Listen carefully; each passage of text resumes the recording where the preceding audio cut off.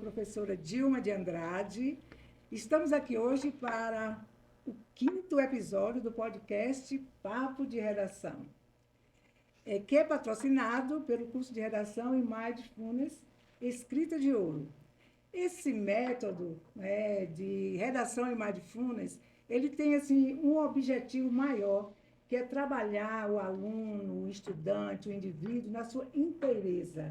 Então, o nosso curso, no momento que o aluno está estudando, tem técnicas que irão auxiliá-lo a se libertar do estresse, da ansiedade, dos bloqueios adquiridos durante a vida. Então, reforçando, este podcast é patrocínio do curso de Redação Escrita de Ouro. E hoje, para nossa felicidade, temos aqui uma convidada especial que veio a brilhantar o nosso podcast, que é a professora Rossane do Nascimento. O tema do nosso podcast é Rossane e o Universo da Comunicação, Jornalismo, Literatura e Cultura. Veja a dimensão do conhecimento dessa profissional. Então, falaremos um pouco a respeito de Rossane. Rossane é graduada em Letras pela Universidade Estadual do Sudoeste da Bahia, pós-graduada em Literatura Brasileira e Jornalismo pela Universidade Estadual do Sudoeste da Bahia, com pós-graduação em Marketing pela Fundação Visconde de Cairu, mestranda em Educação e Cultura pelo Instituto de Educação Superior em Assunção. Sócia fundadora e técnica voluntária da Associação Cultural Casa dos Carneiros, agente exclusiva do artista baiano Elomar Figueira Melo, mentora e jornalista responsável da plataforma Link News, canal de notícias e conteúdos diversos na internet, publicitária na agência Rossane Comunicação e Cultura. Rossane, ao longo de sua trajetória profissional, consolidou-se como jornalista, publicitária e gestora cultural, tendo dedicado sua vida à comunicação, à literatura e à preservação da arte genuinamente brasileira, com foco na cultura do sertão. Professora de Comunicação Social no curso de Administração na Faculdade FAINOR. Ela atuou por 10 anos como repórter e editora de telejornalismo na TV Sudoeste e há 31 anos trabalhando com publicidade. Desde 2004, agencia com exclusividade a carreira do compositor e cantor Elomar Figueira Melo, como gestora cultural, responsável pela captação, elaboração e produção de projetos que incluem montagens de óperas e concertos no Brasil e no exterior, além da publicação de obras impressas, saraus e festivais. Possui atividades culturais e literárias que abrangem a produção de textos para livros, releases e projetos artísticos, além da gestão do projeto Arquivos Implacáveis da Casa dos Carneiros, que resguarda o acervo de Elomar Figueira Melo.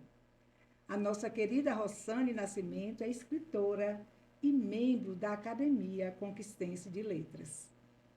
Então, agora, nós daremos início aqui ao nosso bate-papo. A Rossane é uma pessoa assim, com esse potencial incrível, conforme vocês viram. Aqui é um resumo, tá? Do currículo dela. É uma pequena parte, então, no desenrolar de nosso bate-papo, ela irá externar, né, mais experiências dela, porque é uma pessoa que desde cedo dedicou a sua vida, vem dedicando, né, a questão da comunicação, da leitura, e eu a conheço há alguns anos, né, porque nós somos colegas no curso de letras. Isso. Ela, assim, bem mais jovem do que eu, e eu via o potencial. Então, é uma pessoa que realmente soube aproveitar, soube beber na fonte das letras. Então, Rossane, para darmos início ao nosso bate-papo, diante do que nós já falamos aqui, desses títulos, quem é Rossane por trás dos títulos de jornalista, escritora e agente cultural? Quem é essa pessoa? Antes de responder, né, não tem muito o que dizer, né? Gilma já falou aí. E eu quero primeiro saudar, Gilma, você, né, quem está aqui no estúdio, a produção e todos que assistem esse podcast, né, que tem um conteúdo tão relevante, né, em nossos dias. Boa noite. E dizer da minha satisfação de estar aqui, uma honra esse convite. E você deixou para o final, né, um título que eu acho que é tão importante, o fato de nós sermos colegas, né, no curso de letras, fomos a primeira turma do curso de letras vernáculas, e eu me lembro muito desse tempo, né, onde nós íamos para a UESB era assim, naquela época era uma distância enorme, né, Exato. e era uma turma muito afetiva, muito ligada, e eu me lembro também de Dilma também atuando, e enfim, um prazer esse reencontro, estar aqui com você, né, e com seus seguidores também aqui no YouTube e no Instagram. Bom, Rossane é uma catingueira, uma sertaneja, e digo isso com orgulho, né? Há pouco tempo a gente entendia esse título, né? Ah, fulano é um catingueiro, né? É catingueiro, da roça, é do sertão. Há um tempo isso era dito num tom pejorativo, né? Tinha um certo preconceito, mas a gente vem percebendo que isso vem mudando, né, justamente por conta de algumas defesas em relação a aquilo que é nosso, aquilo que nos pertence. E aí eu sou essa catingueira, né, que não só nasceu e se criou aqui em Vitória da Conquista, no sertão da Ressaca, né, no semiárido do sudoeste da Bahia, mas eu venho de uma família do sertão de Pernambuco. Eu tenho muito do pernambucano, porque meus pais são de Pernambuco, de São Bento do Una, então eu herdei toda essa coisa do sertanejo de Pernambuco, que já vem de lá, desde a culinária, modos, e esse apego, essa importância, né, de se sentir dentro desse universo sertanejo. Uma das coisas que a gente percebe é que hoje parece que virou uma tendência, né? Falar de sertão, de Nordeste. A gente vê muito aí cordel, até em estampados, em roupas, camisas, né? Mas eu entendo que e espero que não seja apenas um modismo, que não seja apenas uma tendência, né? Que a gente continue cada um no seu lugar, se sentindo pertencente a este lugar, valorizando aquilo que é seu, as coisas, né, da sua cultura, do seu berço. E eu valorizo muito porque eu creio que a nossa base é a nossa raiz, não tem como fugir disso, né? Não tem como você camuflar, maquiar.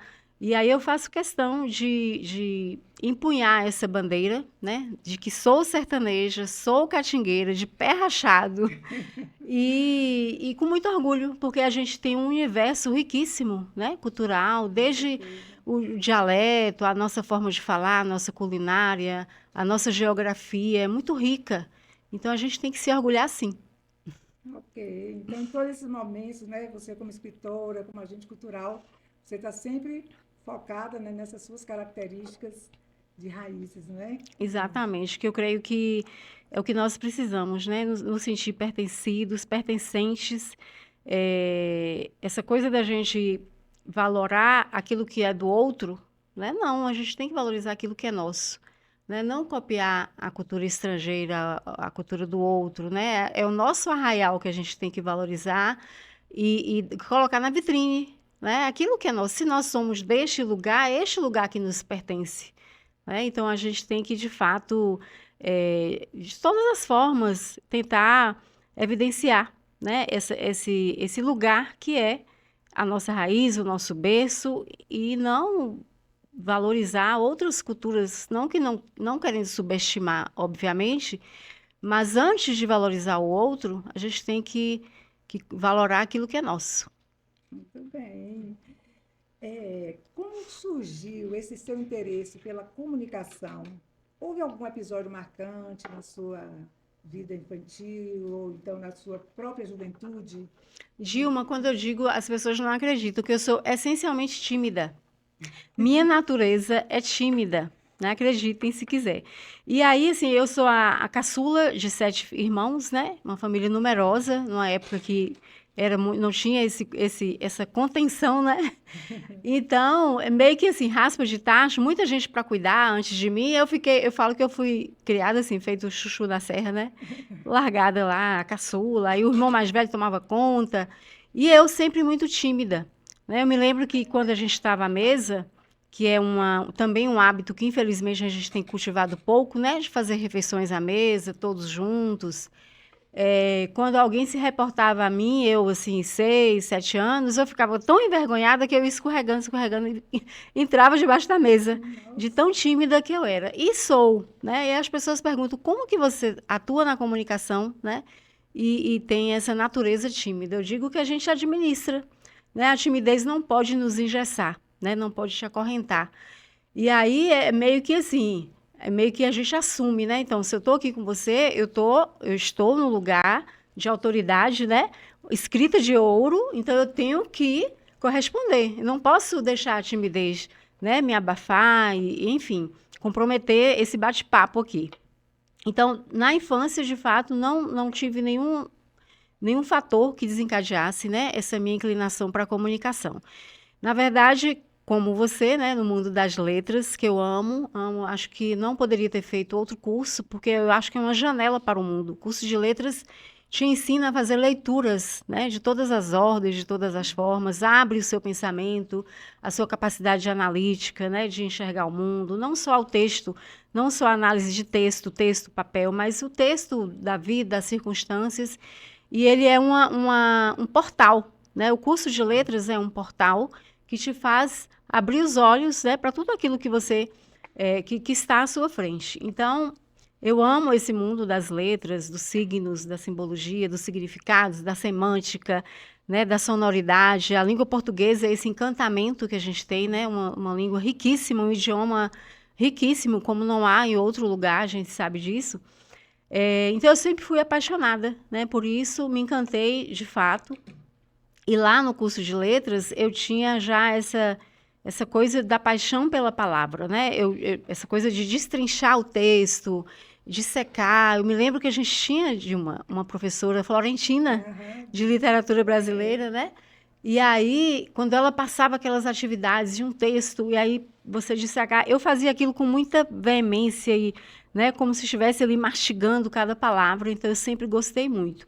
Quando eu terminei meu curso de letras, logo imediatamente eu entrei aos 17 anos, eu comecei a dar aulas, foi um desafio porque fui substituir um professor Luiz Ibiapaba, numa escola particular. E por quê? Porque os alunos entraram em conflito e aí a escola teve que atender a grande maioria. E eu entrei justamente para, primeiro, substituir um professor de alta performance, de um naipe, né? Luiz Ibiapaba é um querido e uma autoridade, experiência, então foi desafiador. Eu baixinha ainda sou, né? Mas franzininha, começando, e aquele bando de adolescentes já no ensino médio. Mas, assim, foi desafiador. Então, eu entrei já na atividade de sala de aula logo em seguida. Foi quando, em 1990, chegou a TV Sudoeste, né? Afiliada da Rede Globo, a primeira emissora de TV aqui em Vitória da Conquista. E esse encantamento da comunicação, né? A força da imagem, aquela coisa da TV ser algo enigmático, o que que há? E sempre me chamou a atenção. Ousadamente, quando soube disso, fui lá na Rua dos Fonsecas, que hoje ainda é a TV Sudoeste, e levei o meu currículo, né? Eu, assim, franzininha. Falei assim, gente, não custa tentar. Fui sozinha, tímida ainda, e entreguei meu currículo. Quando lá eu fiquei sabendo que as equipes já estavam formadas. A TV ia inaugurar, tipo, uma semana depois, né, que eu estive lá. Mas depois eu recebi um telefonema. Quando a TV inaugurou, no dia seguinte eu recebi um telefonema de um outro colega que eu admiro muito no jornalismo, que é Jorlando Lima, na época o chefe de redação, e ele me convidando para fazer um mês de estágio acompanhando as equipes. Na época, Rubens Sampaio, que hoje está na UESB, no curso de jornalismo, alguma coisa assim, e Sara de Castro, que infelizmente nos deixou, né, falecida, e eu fiquei acompanhando as equipes durante um mês. Ao final de um mês, eu fui contratada. Então, aí começou minha história na comunicação, no jornalismo. né? Foi uma escola para mim, eu fiquei durante 10 anos, lá eu aprendi muita coisa na área da TV, do jornalismo televisivo, fiz reportagem de rua, apresentação, edição. Então, assim, foi um período assim, encantador da minha vida, uma família, porque você sabe que jornalismo, você passa mais tempo no trabalho com os colegas na TV do que em casa. Quando se tinha datas festivas, Réveillon, Natal, quando todo mundo estava em família, exatamente. A gente estava ali, né, trabalhando. E aí começou minha história na comunicação. Foi nesse período da TV Sudoeste, foi um marco para a comunicação, digo, jornalismo, né? Porque eu me vejo, Dilma, assim como você, no mundo da comunicação. Né? Nós que atuamos com a palavra, que trabalhamos com o texto, né? Com a escrita de ouro, né? A gente está nesse universo, né? Tudo colabora. Eu me vejo, parece que é tudo muito uma rede, é uma coxa de retalho. Rosane é o quê? É jornalista? É publicitária? É professora? Não, eu sou da comunicação, né? Tudo isso se entrelaça, né? E reforça isso que nós somos, né? Profissionais da comunicação. Isso mesmo, bem interessante. Quando você falou aí da timidez, Rosane me reportou a uma colega nossa, né? Isso aí serve até de exemplo para algumas pessoas que às vezes se consideram tímidas, né? Sim. Para que não deixar que esse sentimento lhe, vamos dizer assim, lhe coloque para baixo, lhe faça esconder debaixo da mesa, né? Então, assim, uma colega nossa, né, não sei se eu devo falar o nome aqui, no nosso tempo de faculdade. Sim. Ela não falava nada na sala. Não sei se você se lembra. Quando era para apresentar um trabalho, ela dava ficava nervosa, né? Sandrinha. Né? E uma fofa e muito de um potencial enorme, mas tinha um bloqueio, né? Mas na hora de apresentar, desabrochava, né? Então, assim, uma profissional. Tanto é que depois ela foi trabalhar na própria universidade. Sim, sim. Então, vamos dizer assim, é um sentimento, é um bloqueio, mas é o que você falou. Isso. A cada dia, né? Foi se vencendo e veja onde você chegou. Imagine se a pessoa disser, eu sou tímida e eu não vou fazer isso, nem vou fazer aquilo. Né? Então, você realmente desbravou. E você também se lembra que eu era tímida. Lembro. Eu não era de me pronunciar na sala de aula. Até hoje, se eu estou numa plateia assistindo uma palestra, uma aula, às vezes eu quero fazer uma intervenção, um comentário, eu conto 1, 2, faço ou não falo, aí começa a dar um calor. Aí, nesse 1 até 10, aí o outro foi lá e já falou aquilo que eu ia falar. Então, eu não sou muito assim, de, sabe, espontaneamente me pronunciar. Ainda carrego isso, mas não deixo que isso me sufoque, né? Me amarre. Eu sou muito movida, assim, os desafios, né? Eu acho que nós todos somos.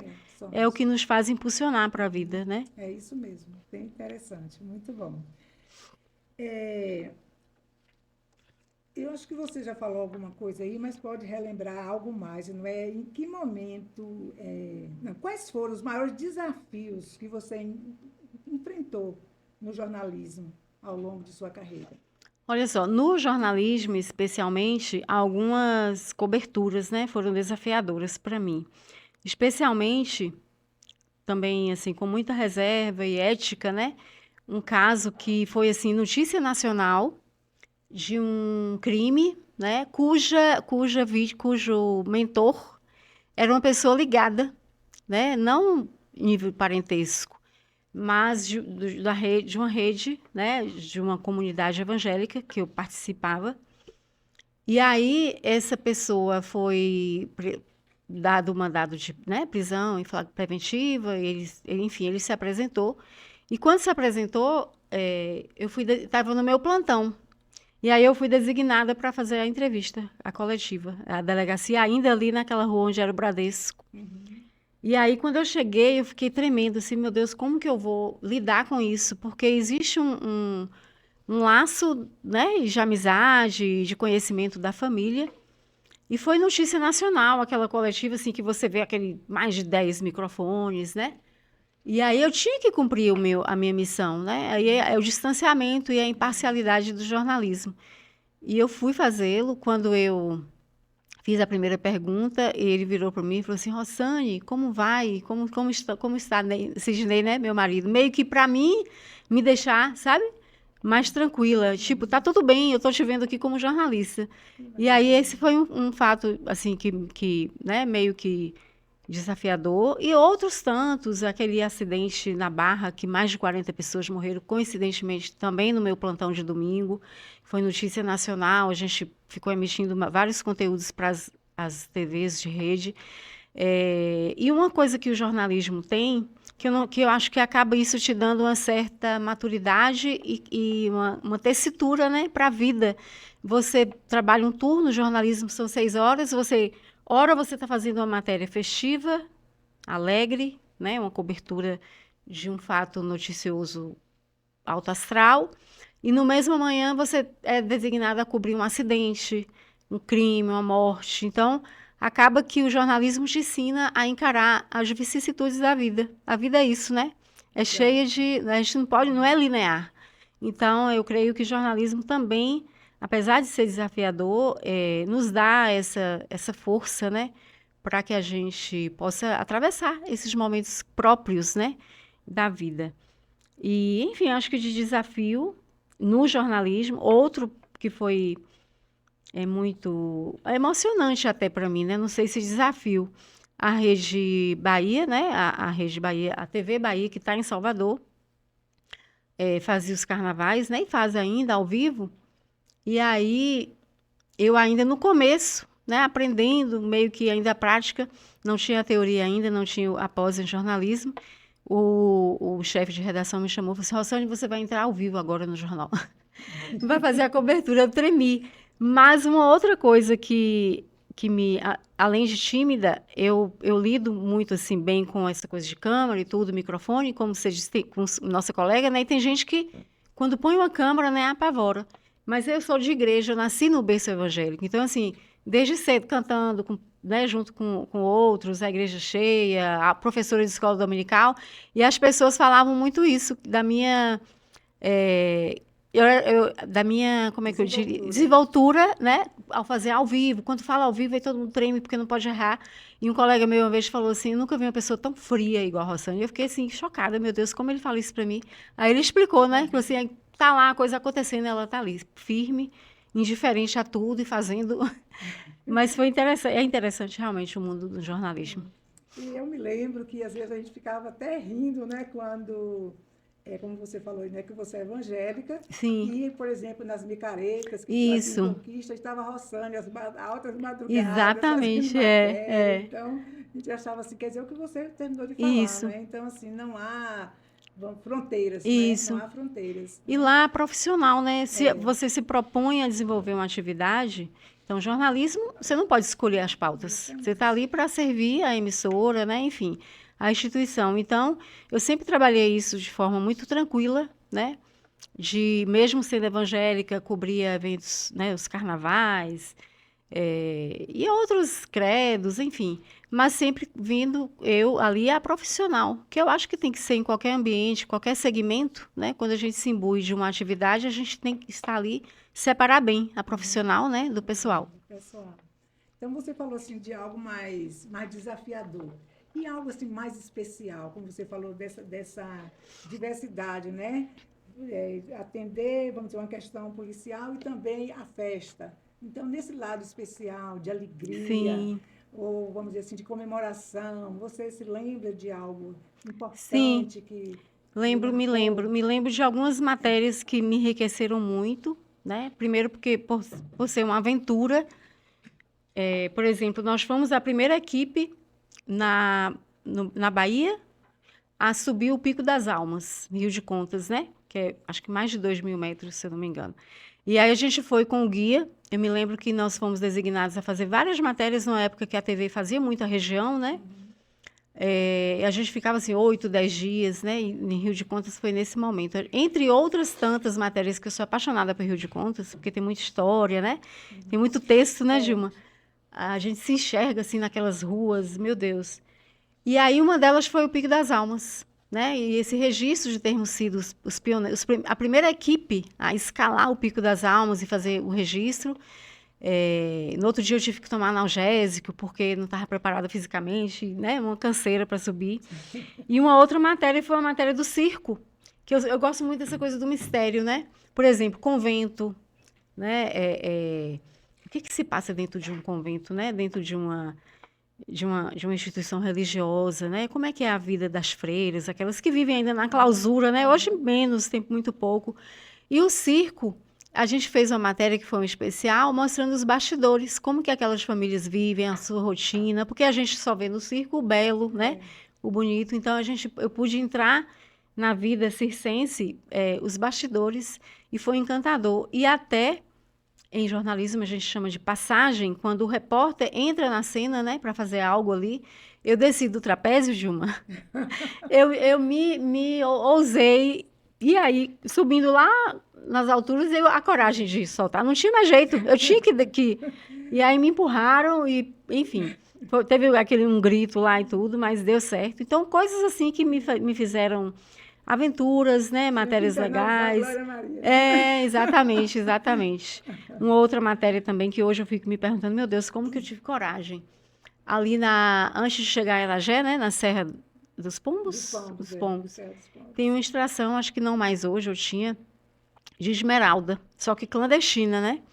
E lá fomos nós para falar sobre isso, fazer uma matéria meio que investigativa, né?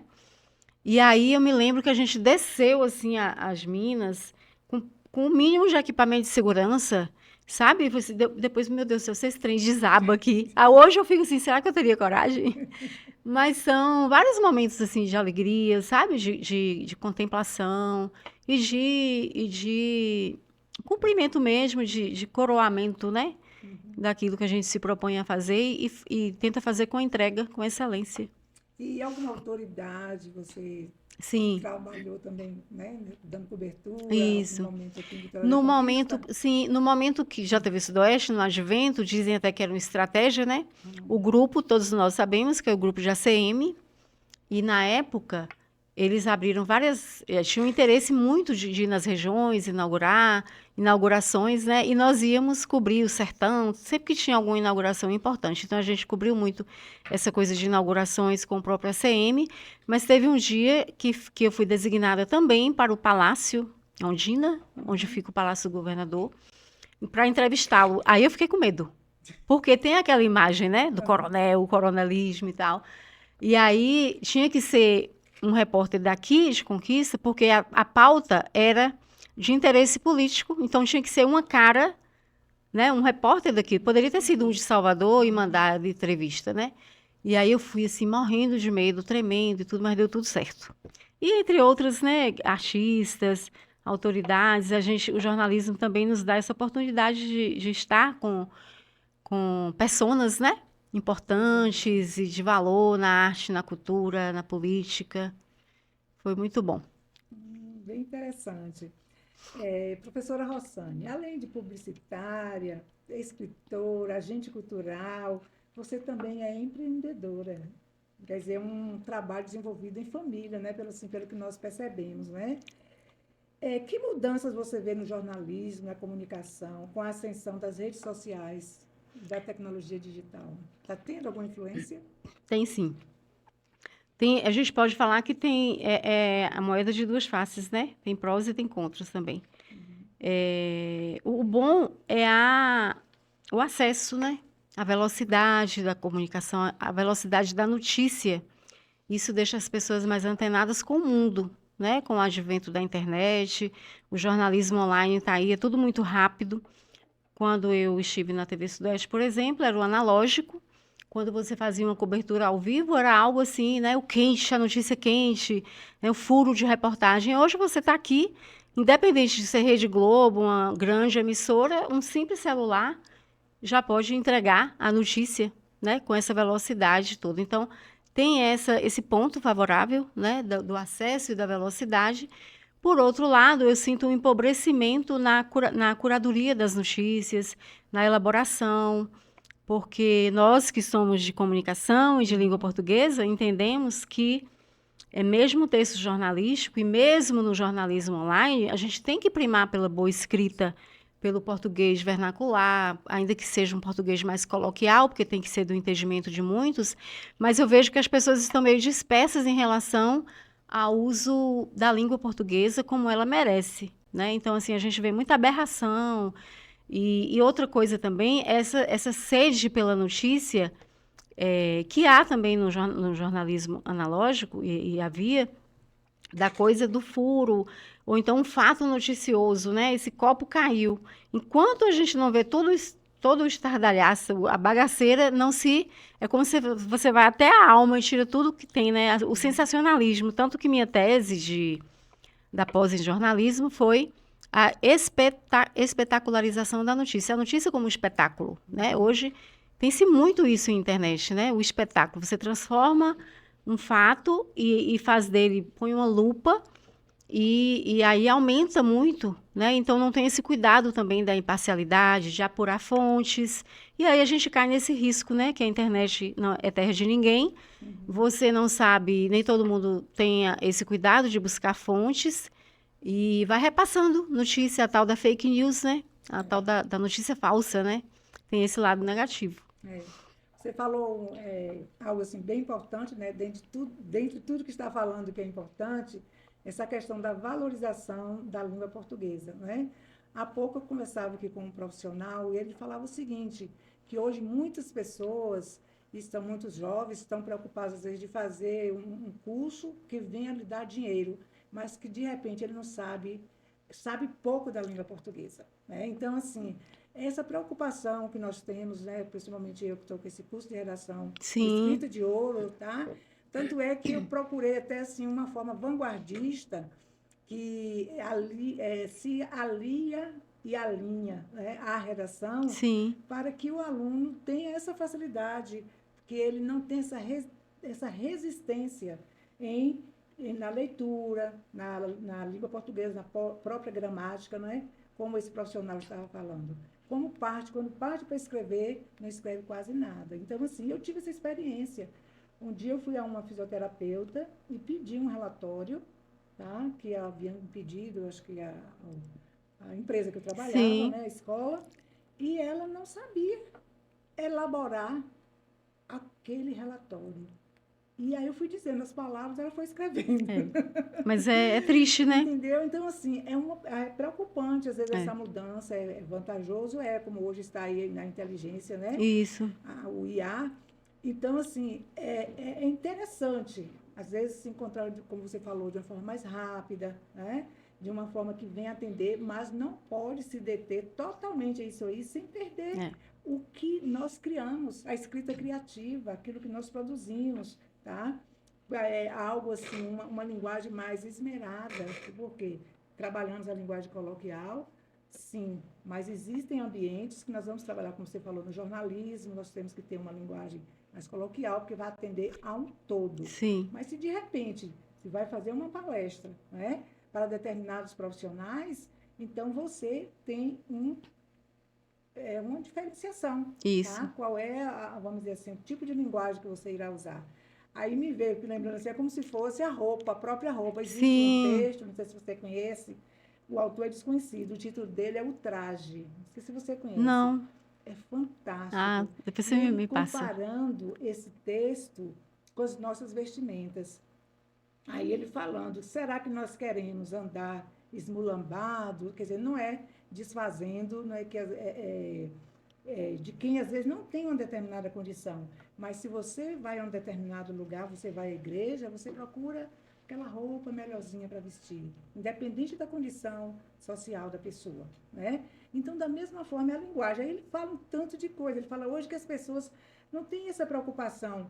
E ele dá até um exemplo assim, bem engraçado. Ele fala assim que as pessoas jogam vírgulas como se fosse Emília, né? Jogando A semeadura, né? semeadura. É. Então, assim, esse cuidado com a língua portuguesa, um português mais elaborado, naquele momento que é necessário, tá? Então, se você está em casa batendo papo com a família, é óbvio que você irá usar uma linguagem coloquial, uma linguagem mais espontânea, porque também a linguagem oral nos dá essa condição, Sim, né? Ao sim. passo que a escrita, não. Porque na oral nós temos o meneio de cabeça, temos o tom de voz, temos Isso. os gestos, né? E nem por isso, Gilmo, coloquial é, deve ser com o português, né? Prostituir o português, né? Exato. Eu acho que assim, um mínimo de gramática, de concordância.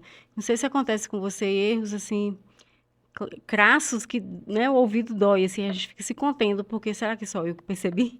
Então, mesmo no coloquial, né, e essa coisa que você falou, da dificuldade que as pessoas têm, eu atribuo também a esse pragmatismo, essa velocidade da comunicação. As pessoas não querem mais se debruçar sobre um texto, sobre um livro, né, ainda que seja o digital, porque hoje até o livro físico, né, está se Exato. esvaindo, mas eu acho que é criar esse repertório. As pessoas não têm argumento, não sabem elaborar um texto, uma carta que seja, um relatório, como você falou, porque não tem material, não tem matéria-prima, não tem repertório, não lê.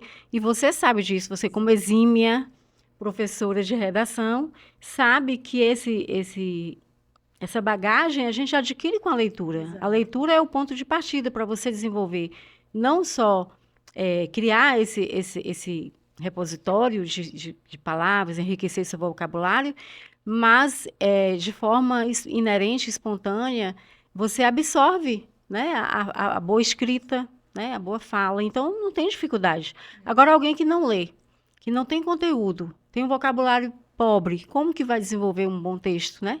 Exato. Então, eu acho que isso também, voltando, a internet, ela traz isso como um prejuízo, porque as pessoas não querem mais ler. São textos rápidos, né? É imagem, muita imagem, e aí até a velocidade hoje, né? A geração Exato. nova coloca na velocidade 2 quando vai ver um vídeo. Eu não sei como que eles conseguem. Então, tudo muito acelerado.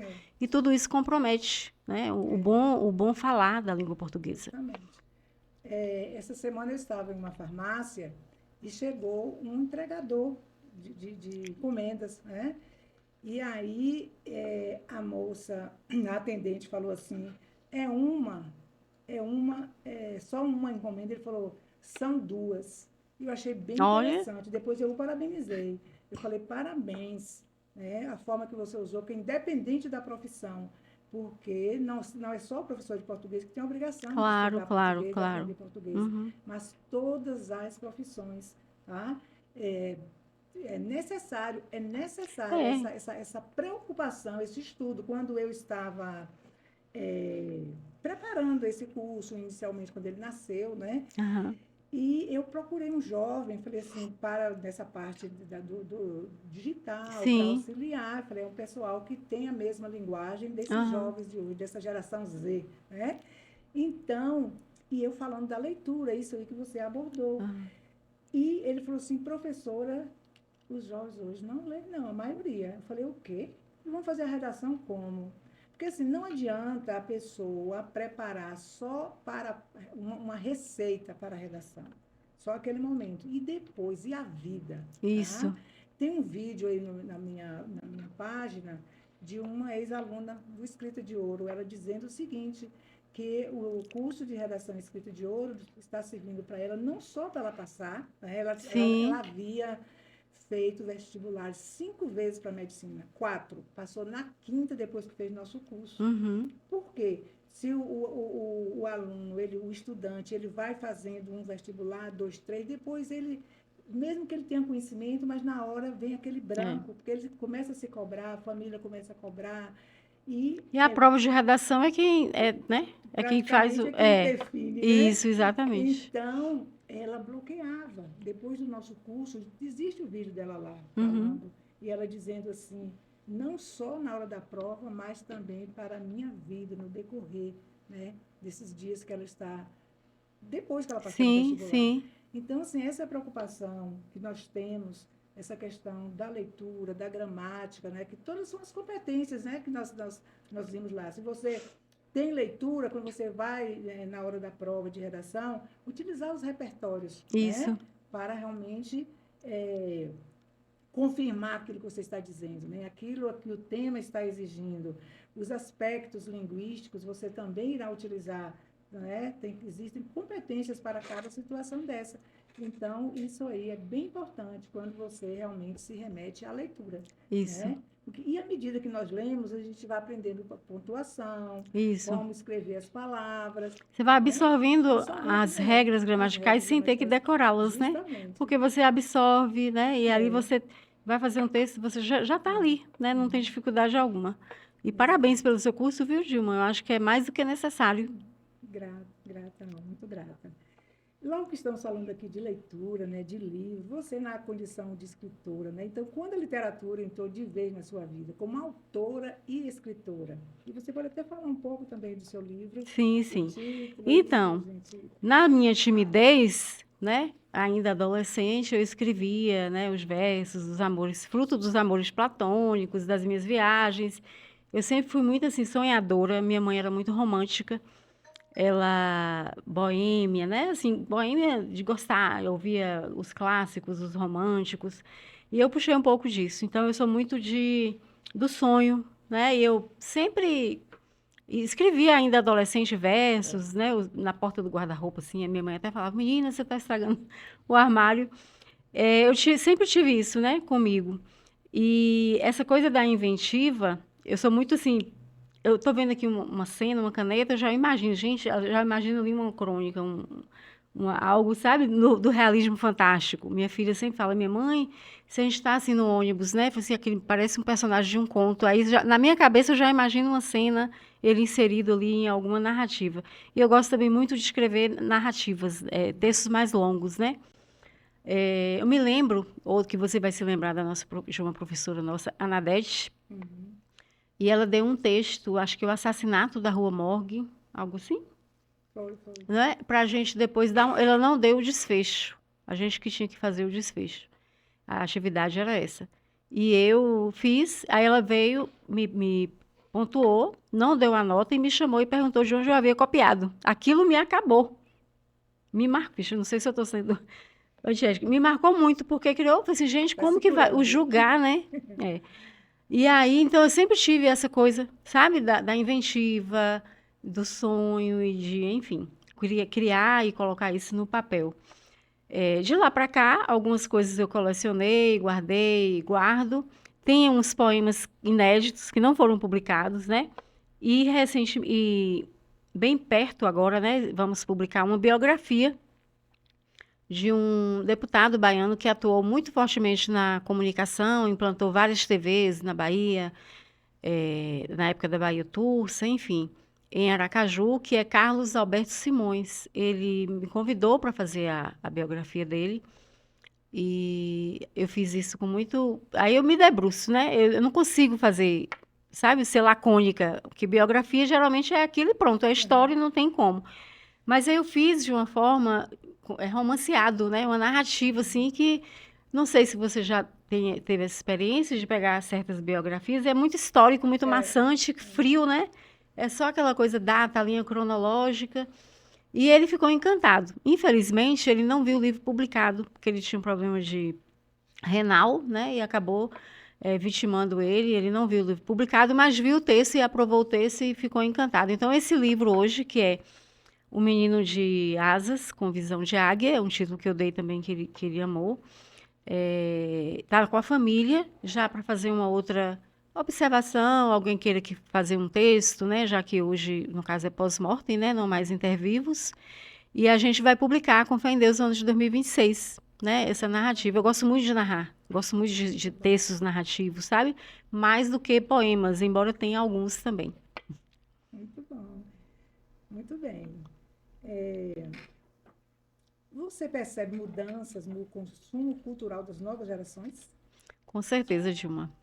A gente sente, né? A gente cai de novo nessa discussão do empobrecimento, né? E eu não vejo que essa geração, ou que na nossa contemporaneidade, os jovens, enfim, eles não são os culpados, eles são vítimas, né? Desse sistema todo, dessa comunicação veloz, essa coisa exacerbada de ferramentas que hoje você tem uma, amanhã essa já não presta, já tem outra. Aí entra essa coisa do consumismo, né? Do incentivo ao consumo, a coisa mercantil, para instigar as pessoas a trocar de celular cada mês, porque hoje tem uma ferramenta melhor. Então, eu creio que eles são vítimas, né? A gente não pode, tem até que ter assim, não é bom não é legal você sentir pena, né? Ter compaixão. Mas eu creio que são vítimas. E esse empobrecimento há em tudo, né? Eu creio que as pessoas estão perdendo o senso da estética, daquilo que é de fato belo. Digo belo não a beleza física, né? Mas a beleza espiritual, o sublime, né? Eu imagino que o belo não é material, não é aquilo que você vê, mas é aquilo que te impacta. Uhum. Você vê uma tela, né, e você se viaja naquela tela, você se sente impactado. Então, os olhos da atualidade não estão apurados para observar beleza, né, em coisas que estão, às vezes, singelas, né, e não se percebe, porque está muito ligado nos padrões, né, que a mídia impõe, nos padrões de beleza, tanto beleza mesmo estética, a mulher buscando sempre um modelo, um padrão, o homem também agora perseguindo, né, padrões de beleza ditados pela mídia. E assim, esse senso da estética tá indo embora. E aí vai junto, né?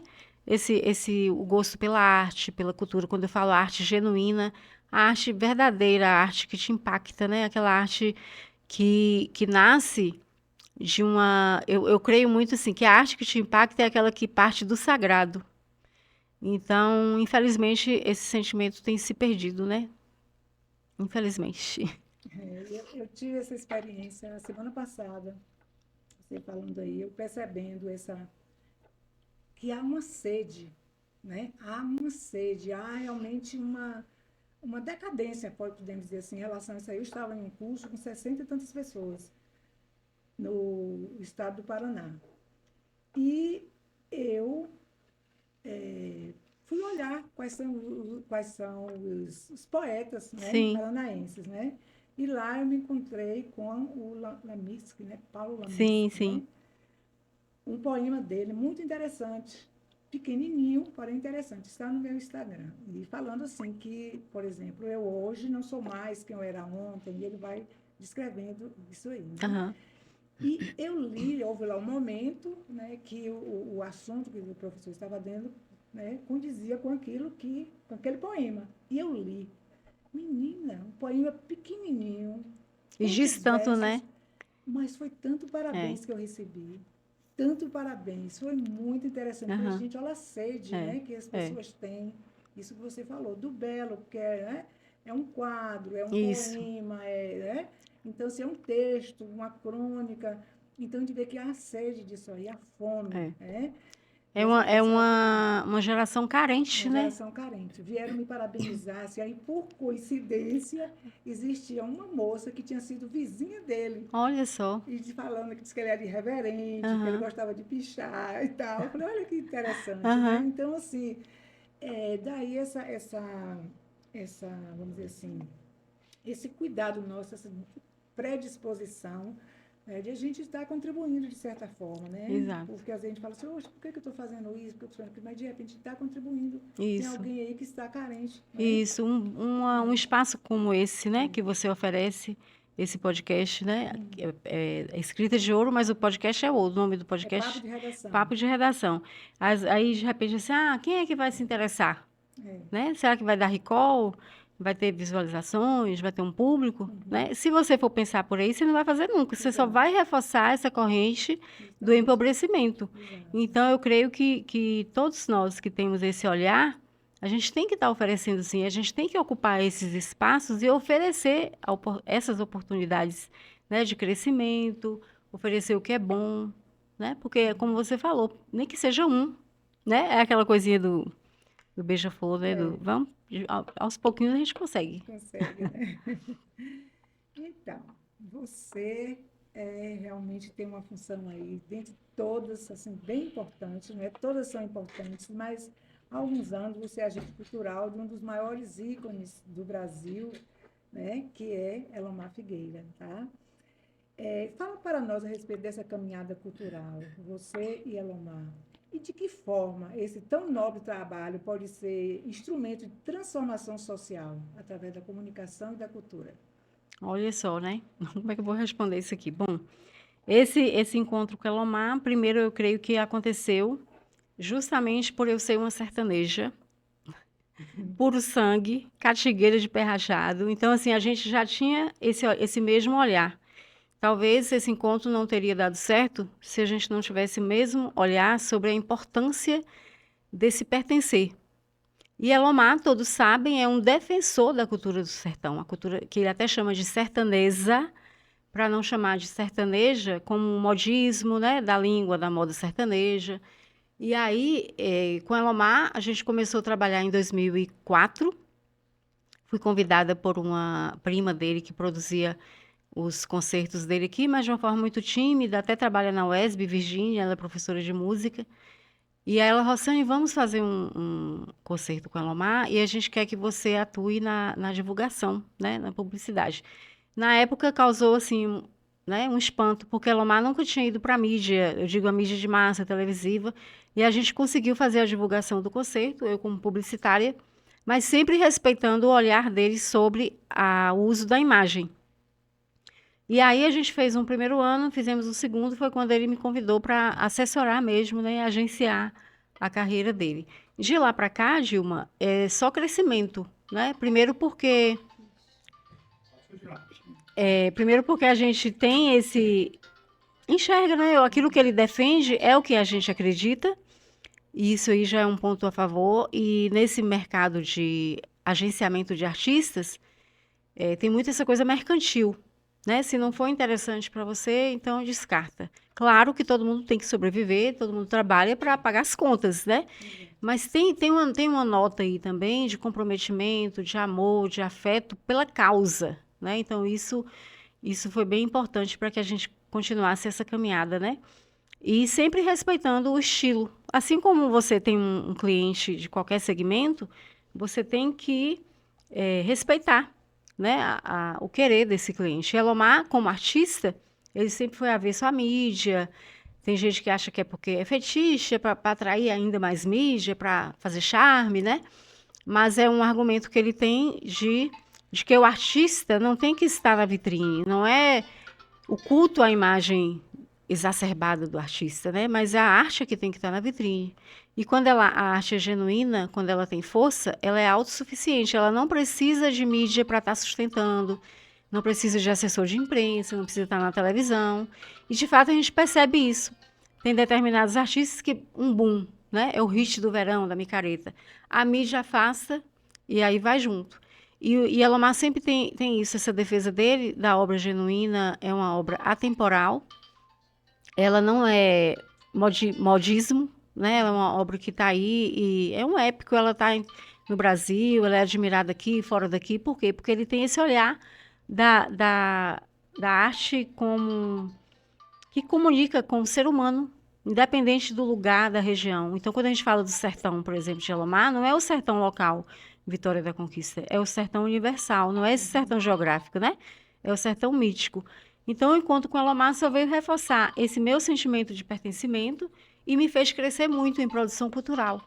Porque a partir desse agenciamento a gente passou a produzir concertos, né, de ópera, companhias de óperas que não é só um cantor, é orquestra, atores, uma companhia enorme. Então, isso nos deu uma experiência grande em produção cultural, né? E nos oportunizou trabalhar aqui, fora do Brasil, também assessorá-lo nas publicações, né? A coordenação editorial. Então, foi só crescimento. Está sendo só crescimento. A gente nunca está pronto, né? É um aprendizado sempre. Com certeza.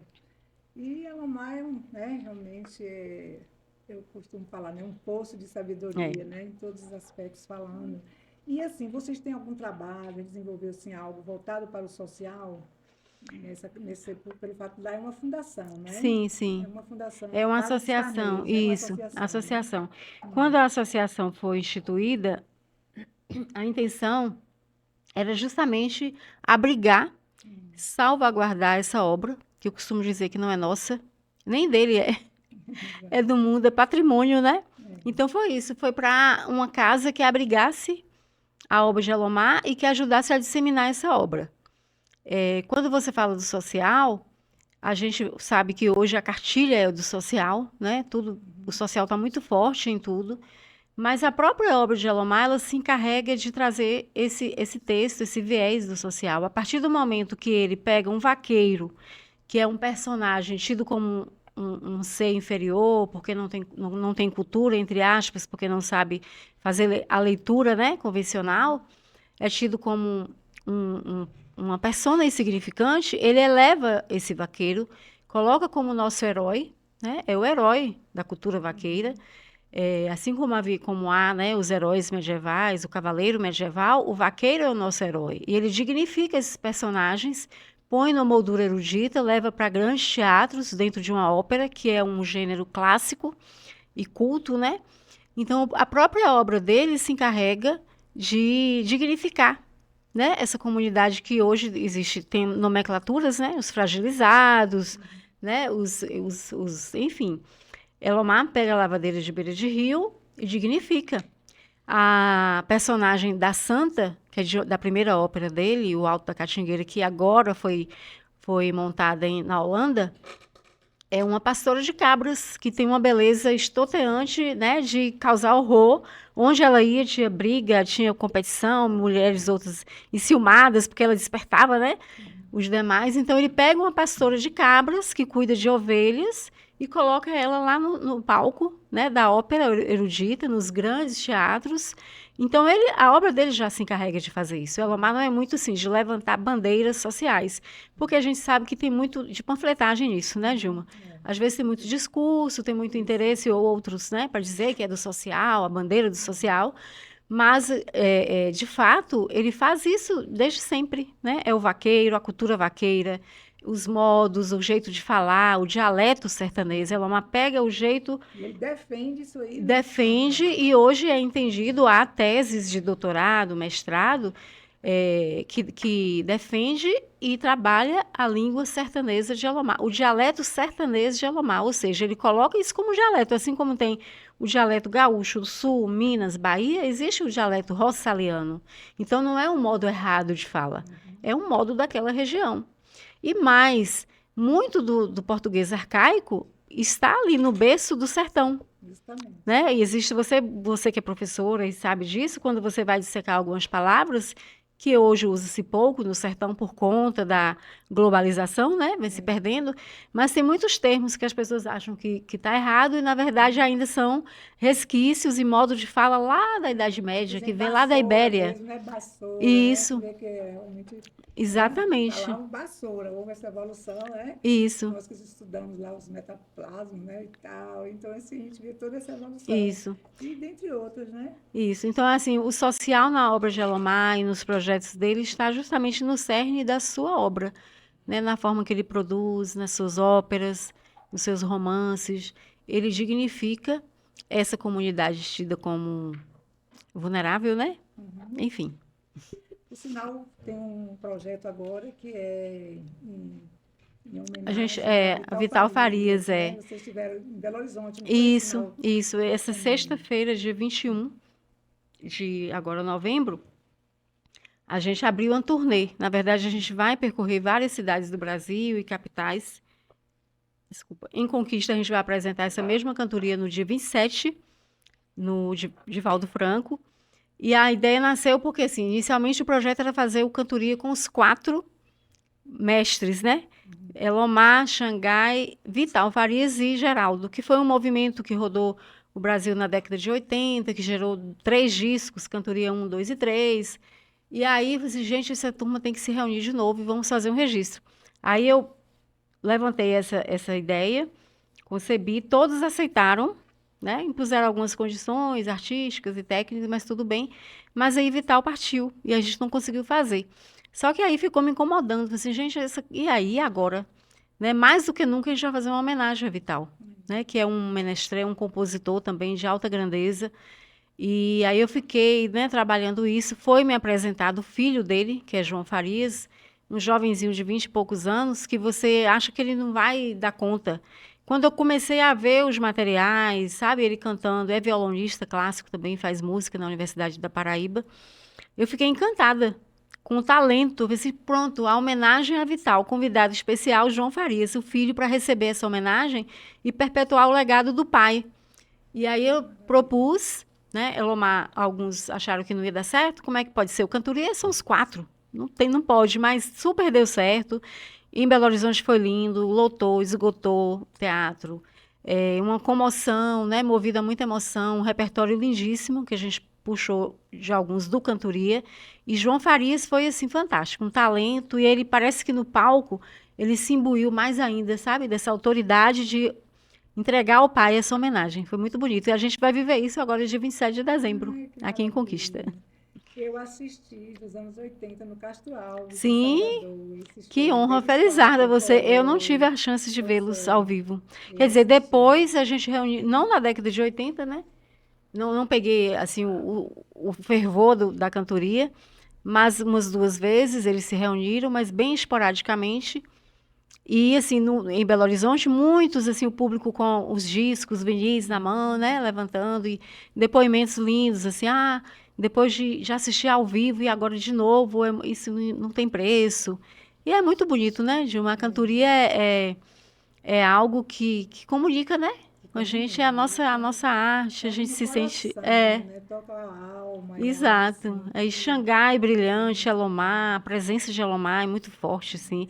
E existe, você falando da inteligência dele, né? O público é uma reverência a Elomar, né? Ele impõe isso pelo que ele carrega, né? Assim, é uma enciclopédia. Se você tivesse aqui 5 minutos de bate-papo com Elomar, você sai, assim, pós-doc. é isso mesmo. Nossa, não sei se você tem conhecimento, diz que existem universidades aqui no Brasil que têm disciplinas que estudam Elomar. Sim. Inclusive, Dilma, hoje a gente já contou, não mais, porque eu não dei continuidade a essa contagem, né? Mas existem mais de 140 teses, tanto de graduação como pós, trabalhando a obra de Alomar. Não só o texto, né? Mas a própria música. Para você ter uma ideia, essa ópera, O Alto da Catingueira, tem uma tese de doutorado na psiquiatria. Então, estuda, né, o psique, a psique. Então, ela é muito estudada dentro das academias, como temática mesmo, né, objeto de estudo de acadêmicos. E a professora Esté, que foi nossa colega, né, Esté Figueiredo, quando secretária municipal, ela entrou com um projeto de criar uma disciplina no ensino fundamental, estudos elomarianos. E quando ela propôs isso, não foi estudar a obra de Elomar, mas estudar o nosso sertão, aquilo que nos pertence, a partir da obra de Elomar. Porque Elomar é o que ele faz, né? Essa janela para o sertão, para aquilo que é nosso. Por alguma razão não passou, mas existiu esse projeto. Eu vou até lançar esse desafio aqui para você, porque de vir como que poderia estar divulgando isso nas próprias escolas, esse estudo, trazer à tona, porque em um dos meus cursos de redação presenciais, Sim, uma aluna que já tinha concluído o ensino médio, ela sim. não sabia quem era Lomar. É. Quer E não dizer, é comum, não. você já É. pensou? Então, assim, você falando isso aí, tanto é que existe um questionamento aqui que eu vou fazer para você. Quais são os seus projetos vindouros? Aham. Você já inclui esse É. aí. São muitos, né? Sim, E falando disso, assim, não é incomum, não. Você. E tem aquela coisa a terra não é santo na sua própria terra. Às vezes eu fico assim, Santa meio, Casa não faz meio milagre, machucada, né? porque na conquista ela mata aqui, né? E as pessoas não percebem, né, que a gente podia estar fazendo projetos. Eu já propus projetos para estudar a obra de Elomar em escolas, com o arquivo, que é um projeto que foi patrocinado pelo Itaú, fazer essa interlocução, não para estudar a obra de Elomar, mas o sertão a partir da obra de Elomar. E há essa carência, essa necessidade. Aí eu fico meio afetada, assim, meio me sentindo injustiçada, porque a gente acaba comprando e tem um lado do afeto. Mas eu lembro da metáfora do elefante. Quando você está muito próximo, você não consegue enxergar a grandeza do elefante. Você tem que se afastar, né? E aí, quando você vai para os grandes centros, faz um concerto lá em BH, que um teatro de 1.700 pessoas esgota. São Paulo, Elomar sempre esgota, faz 3 apresentações no dia só. E aí as pessoas lá fora do Brasil, enxergam e conquistam que é a terra de Elomar, né? As pessoas desconhecem. Às vezes a gente faz eventos na fazenda que recebe públicos de fora e eles falam assim, gente, eu peguei um taxista, eu perguntei quem era Elomar e ele não soube responder. Então, ele até, né, quem é de fora fica assim. Mas aí a gente prefere entender que é a metáfora do elefante, para não ficar muito muito doída. E projetos, Dilma, são muitos, né? Elomar tem óperas inéditas, música inédita, para você ter uma ideia, ele tem mais de 14 horas de música inédita, só que é música orquestral, sinfônica, que os primeiros trabalhos dele ele fez independente, porque era um violão, um estúdio, com no máximo uma flauta, um violoncelo, ele mesmo pagava, tirava do bolso, né? Essa coisa da obra independente. Só que é diferente de ópera. Ópera é uma companhia inteira, é uma orquestra, e não tem como, né, subsidiar isso. E hoje o maior desejo dele é oportunizar, entregar essas obras inéditas para o público, para que o público conheça também, né, toda essa massa musical inédita que ele tem, que é linda. E aí tem montagem de óperas, essa que foi montada na Holanda, por exemplo, já foi montada em 2011 em Belo Horizonte, em 2 apresentações. A Holanda, quer dizer, o Brasil não montou ainda assim em grande escala, foi montada no solo europeu, né? A valorização. Mas está previsto a gente montá-la aqui ano que vem, com os mesmos músicos e a orquestra que montou lá em Holanda. A gente está com um projeto de voltar com os vinis, porque da mesma forma que essa comunicação está veloz e muita tecnologia, tudo muito, né? Um pendrivezinho tem tudo, um celular você faz tudo, escuta rádio, TV.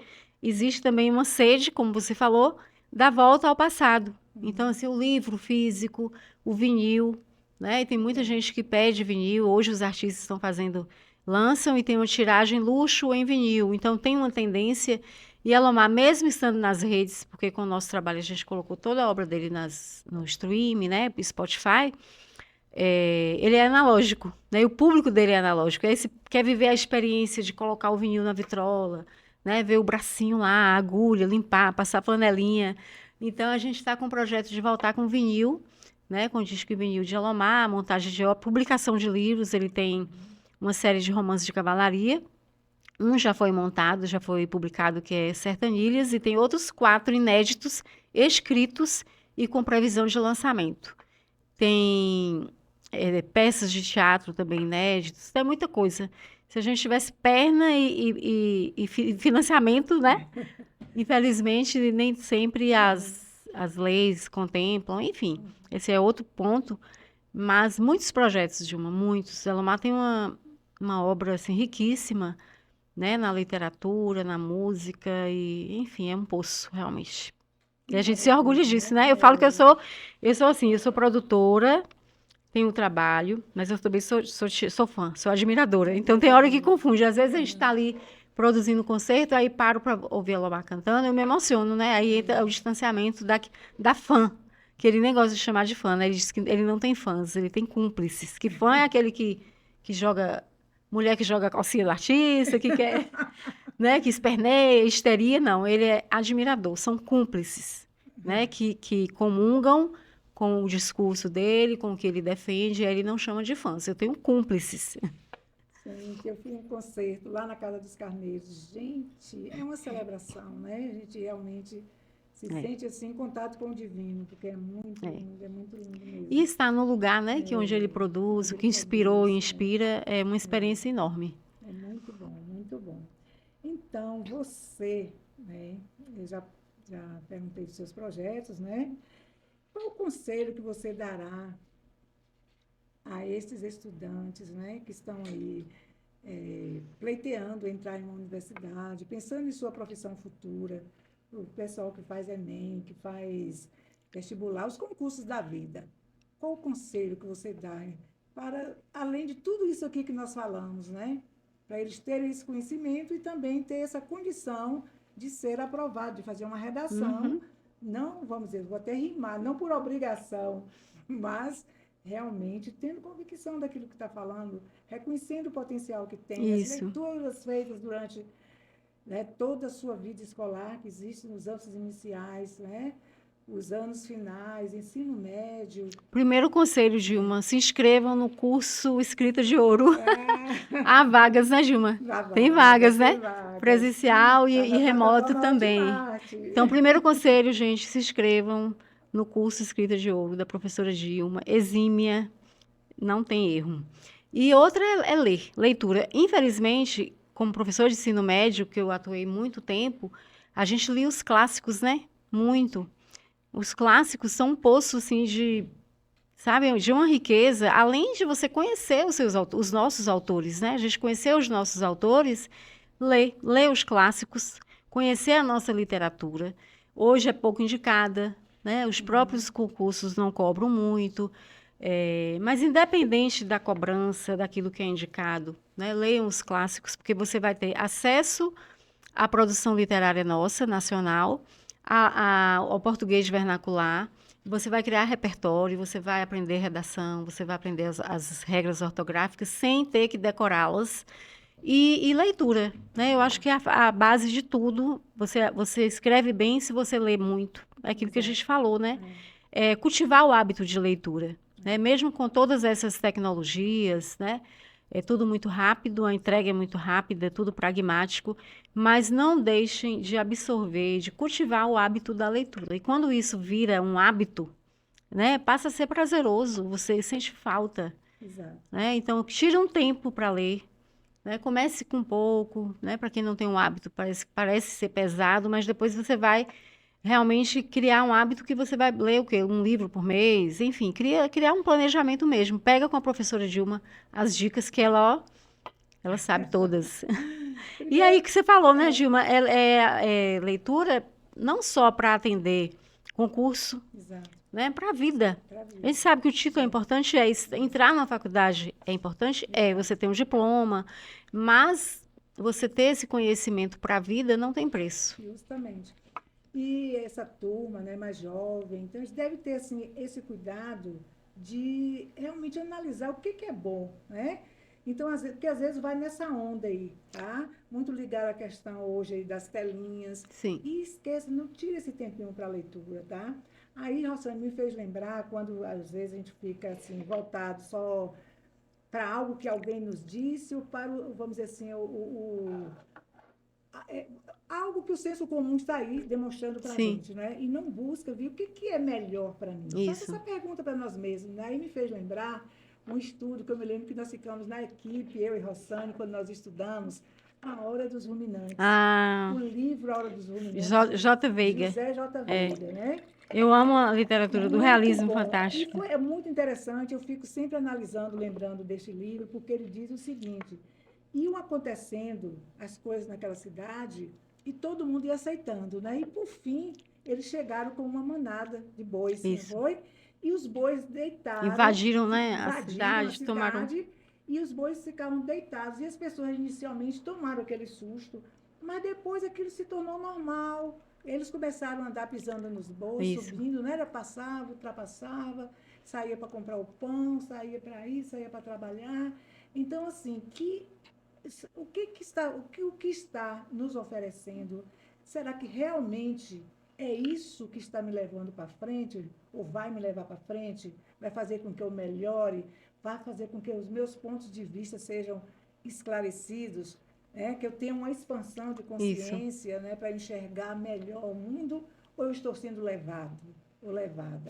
E o que Né? faz você ter esse olhar apurado sobre o que é bom, o que não é, você selecionar, é a leitura. É Se a você não tem leitura. conhecimento, como que você vai ter condição de ver o que é melhor, de fazer essa, né, decifrar aquilo que te engrandece, né? Então, a pessoa ignorante, entre aspas, né? Se você não sabe, como que você vai poder julgar se é bom ou se não é, né? Então, eu costumo dizer até isso, que você não tem que as leituras, a gente fala assim, eu só vi a capa ou o título, não leio. É bom que você tenha conhecimento também, entre aspas, daquilo que você entende como um texto pobre ou que não tem valor, até para você criar parâmetros, né? Exato. Então a gente tem que ter esse olhar largo sobre tudo para poder falar, não, esse eu li, não gosto por isso e isso, esse aqui eu aprovo, essa ideologia, esse conceito. Se você não tem esse conhecimento, você não tem como fazer essa análise, né? É aí que eu falo, o curso de letras, ele nos ensina a fazer leituras, né? É uma janela, né, para o mundo, leitura de mundo, né? Não Leitura de apenas de mundo. leitura de livro físico, né? Exato. Leitura de mundo. Então, vocês sabem, professor de língua portuguesa conversa bastante, E né? aí, já extrapolou um monte, né, Além de Dilma? escrever, também gosta de falar. Então, eu quero, sim, externar meus agradecimentos a todos os ouvintes, né? Amanhã estará Por no YouTube ter aqui suportado esse papo de esse professora de papo português, só falando de escrita, de de redação. redação. Então, amanhã, tá? Nosso podcast estará no YouTube, tá?